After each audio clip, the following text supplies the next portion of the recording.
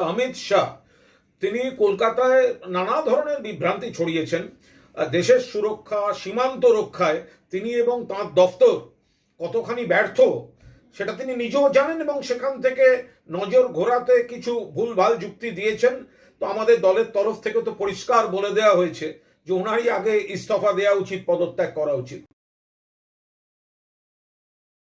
আরেকটি বিষয় দেখুন যে অভিষেক বন্দ্যোপাধ্যায় আমাদের সর্বভারতীয় সাধারণ সম্পাদক, যখন ভারতবর্ষের হয়ে সর্বদলীয় প্রতিনিধি দলে এই জঙ্গিদের বিরুদ্ধে, আতঙ্কবাদের বিরুদ্ধে, পাকিস্তানের বিরুদ্ধে তিনি যখন বিভিন্ন দেশে প্রতিনিধিত্ব করছেন, সেই সময় এই অমিত শাহ তৃণমূল কংগ্রেস, মমতা বন্দ্যোপাধ্যায় সরকার এবং অভিষেক বন্দ্যোপাধ্যায়কে আক্রমণ করছেন। ভেবে দেখুন, যখন অভিষেক বন্দ্যোপাধ্যায় ভারতবর্ষের হয়ে সর্বদলীয় প্রতিনিধি দলের সেরা পারফর্মার হিসেবে দেশে দেশে ভারতবর্ষের কণ্ঠকে প্রতিধ্বনিত করছেন, ভারতবর্ষের শত্রুদের উপর আক্রমণ করছেন, সেই সময় বাংলায় এসে অভিষেক বন্দ্যোপাধ্যায়কে খোঁচা মারছেন। কি বলছেন অমিত শাহ?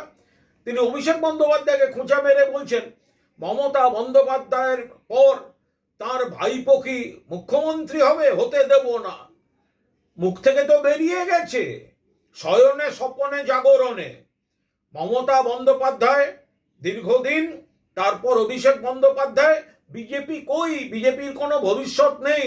অমিত শাহজি, আপনার মুখ দিয়ে যা বেরিয়েছে, চ্যালেঞ্জ নিয়ে বলছি, মমতা বন্দ্যোপাধ্যায় এখনো দীর্ঘদিন মুখ্যমন্ত্রী থাকবেন, আপনারা তাকে হারাতে পারবেন না, এবং ভবিষ্যতে তারপর মুখ্যমন্ত্রী হবেন অভিষেক বন্দ্যোপাধ্যায়।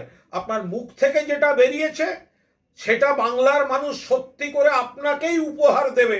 সেই উপহারটা গ্রহণ করার জন্য প্রস্তুত থাকুন।